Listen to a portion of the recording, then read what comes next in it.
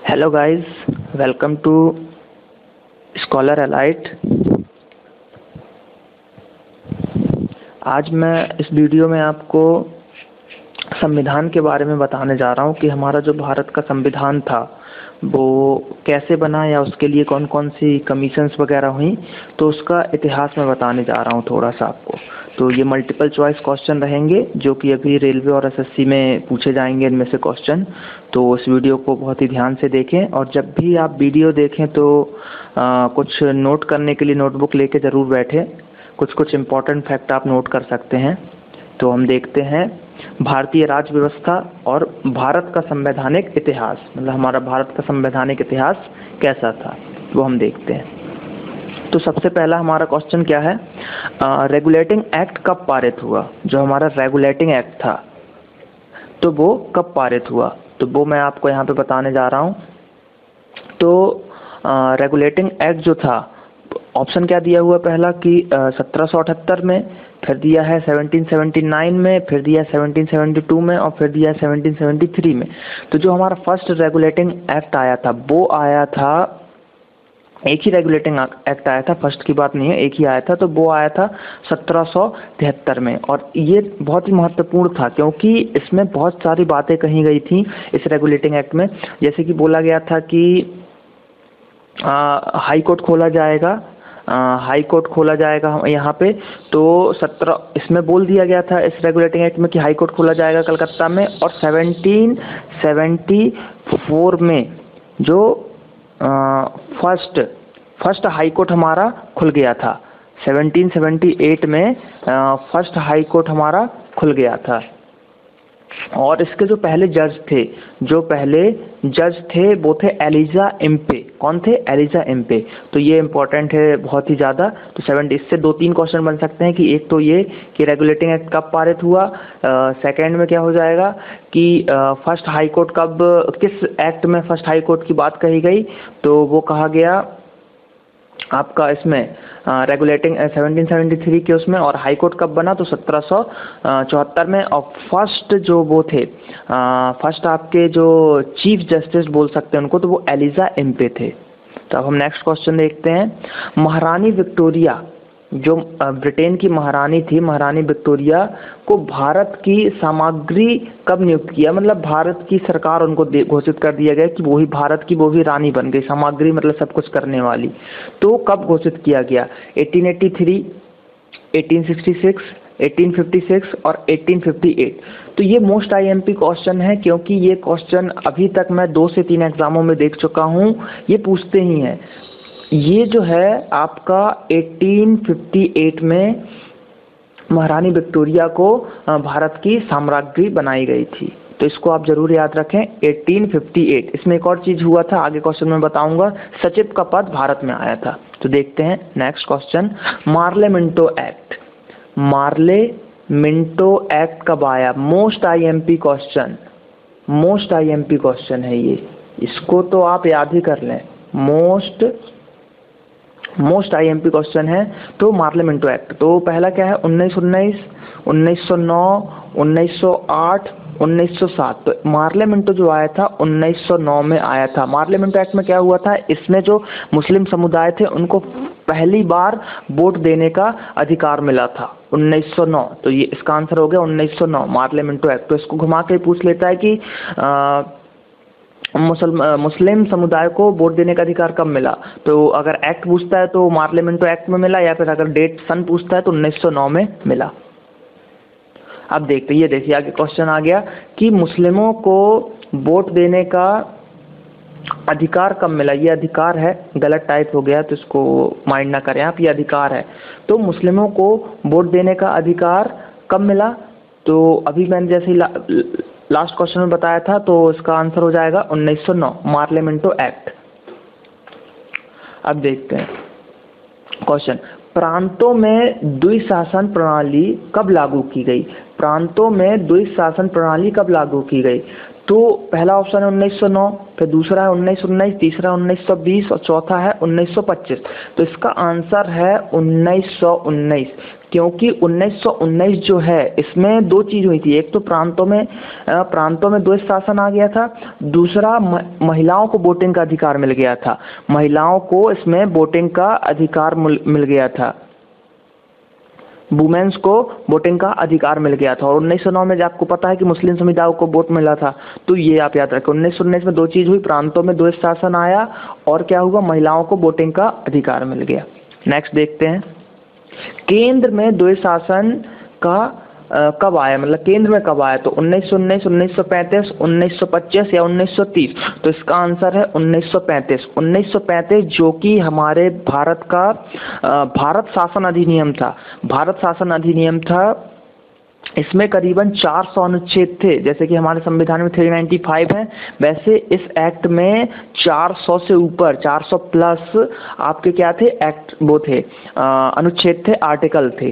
तो 1935 में जो है केंद्रों में द्वैत शासन आ गया था 1935 में। अब केंद्र में द्वैत शासन आ गया तो प्रांत में समाप्त हो जाएगा। तो 1935 में ही प्रांतों में भी क्या हो गया, आपका द्वैत शासन प्रणाली समाप्त हो गई। तो 1935 में केंद्र में आया और प्रांत में समाप्त हो गई। नेक्स्ट देखते हैं, महिलाओं को वोट देने का अधिकार कब मिला। महिलाओं को वोट देने का, ये वोट है सॉरी, महिलाओं को वोट देने का अधिकार कब मिला। तो 1919, जैसा कि मैं बता चुका हूं। तो इसका आंसर क्या हो जाएगा, 1919 में महिलाओं को वोट देने का अधिकार मिला। क्रिप्स मिशन कब बना, या क्रिप्स मिशन भारत कब आया। तो 1940, 1942, 1930, 1932। तो इसका आंसर है 1942। ये तो आपको याद करना ही है, क्रिप्स मिशन भारत कब आया। तो 1942, वन लाइन फैक्ट। मार्टेन्ग्यू चेम्सफोर्ड अधिनियम, मार्टेन्ग्यू चेम्सफोर्ड अधिनियम कब का है। तो 1919, 1909, 1935, 1930। जैसे कि 1935 का हमको पता है भारत शासन अधिनियम है, 1919 हमें पता है मार्लिमेंटो है, और जो 1919 है इसको ही बोला जाता है मार्टेन्ग्यू चेम्सफोर्ड अधिनियम। इसमें क्या हुआ था, महिलाओं को वोट मिला था, वुमेन को वोट देने का अधिकार मिला था। और एक चीज़ और क्या हुई थी इसमें हुआ था, प्रांतों में द्वैत शासन आया था। कहाँ आया था, प्रांतों में द्वैत शासन यहाँ पे आया था, और यहाँ पे प्रांतों में खत्म हो गया था, केंद्र में आया था। यहाँ पे कहाँ, केंद्र में 1935 में। तो इसको आप याद रखें। अब देखते हैं, भारत में आज़ादी के समय इंग्लैंड में कौन सी पार्टी थी। इंग्लैंड में कौन सी पार्टी थी। तो labour party, Congress, liberal party, इनमें से कोई नहीं। तो सबको पता है कि लेबर पार्टी थी, अभी भी है लेबर पार्टी इंग्लैंड की। क्वेश्चन पूछता है। अब देखते हैं भारत शासन अधिनियम कब आया। भारत शासन अधिनियम कब आया, जो कि मैं बता चुका हूँ 1935 में आया भारत शासन अधिनियम। भारत में आईसीएस की शुरुआत कब हुई। तो आईसीएस की शुरुआत भी जो है 1953 में हुई थी। आईसीएस की शुरुआत जो हुई थी, इंडियन सिविल सर्विसेज, इसकी शुरुआत हुई थी 1956 में। और जो आईसीएस का कॉन्सेप्ट लिया गया था, ये लिया गया था चाइना से।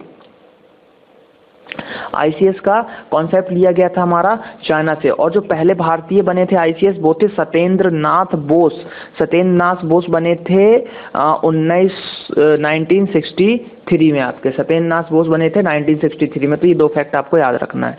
नेक्स्ट देखते हैं, भारत में कंपनी का व्यापार पूर्ण रूप से कब समाप्त कर दिया गया। भारत में कंपनी का जो व्यापार था वो पूर्ण रूप से कब समाप्त कर दिया गया।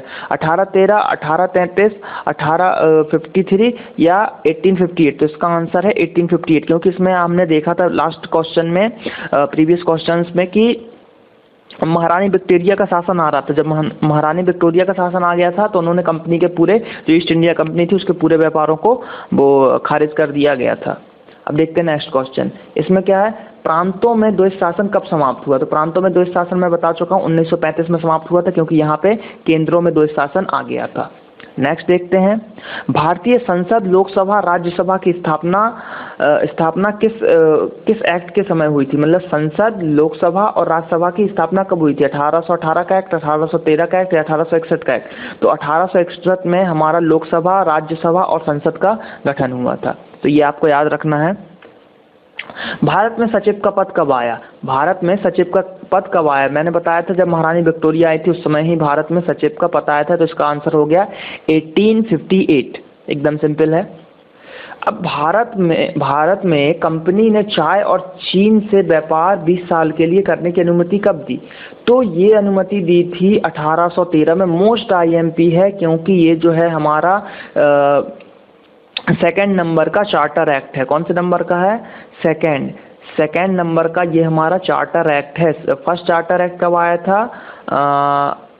फर्स्ट चार्टर एक्ट आया था आपका 1793 में। 1793 में फर्स्ट चार्टर एक्ट आया था और सेकंड चार्टर एक्ट आया था 1813 में। इसमें हमको भारत की कंपनी को चीन के साथ व्यापार करने की अनुमति मिल गई थी। तो ये क्वेश्चन आपको याद रखना है कि फर्स्ट चार्टर एक्ट कब आया? तो 1793 में, और सेकंड कब आया? 1833 में। ये हर 20 साल में आना था। अब अगला कब आएगा? 1833 में। फिर अगला कब आएगा? 1853 में। तो इस टाइप से चार्टर एक्ट आए। कुल कितने टोटल जो है 5 चार्टर एक्ट आए हैं। बस लास्ट वाला चार्टर एक्ट है जो 5 ही साल में आ गया था क्योंकि 1857 की क्रांति हो गई थी। 1857 की क्रांति के कारण ही फिर 1858 में जो था, ये 1858 जो है ये आपका फिफ्थ चार्टर था। इसी में महारानी विक्टोरिया का भी शासन आ गया था आपका, और फिर इसके बाद क्या हो गया था, हमारा सचिव का पद भारत में आ गया था। तो ये मोस्ट आईएमपी है चार्टर एक्ट वगैरह, ये आपको याद रखना है। नेक्स्ट क्वेश्चन देखते हैं। हिल्टन यंग कमीशन कब आया था? हिल्टन यंग कमीशन जो था वो आरबीआई के लिए बनाया गया था। किसके लिए बनाया गया था? आरबीआई के गठन के लिए, क्योंकि बैंक होना जरूरी था, एक सेंट्रल बैंक। तो आरबीआई के गठन के लिए बनाया गया था। तो ये आया था 1926 में। 1926 में हिल्टन यंग कमीशन आया था और 1 अप्रैल को आरबीआई की क्या हो गई थी हमारी स्थापना? कब? 1 अप्रैल 1935। 1 अप्रैल 1935 को आरबीआई जो है आपका स्थापना हो गया था और आरबीआई का नेशनलाइजेशन हुआ था 1949 में। वैसे ये मैं जब बैंकिंग का वीडियो अपलोड करूंगा तो आपको उसमें मैं पूरा बताऊंगा कि आरबीआई कैसे क्या हुआ, कौन सा कमीशन आया। लेकिन अभी मोटा मोटा हम इसको याद रख सकते हैं। क्या हुआ था? 1 अप्रैल 1935 को आरबीआई बन गया था और 1949 को 1949 को इसका क्या हो गया था? राष्ट्रीयकरण हो गया था, नेशनलाइजेशन हो गया था। तो हमें यहाँ पे मैंने याद रखना है हिल्टन यंग कमीशन कब का है? तो 1926 का है आपका Hilton young commission. Thank you.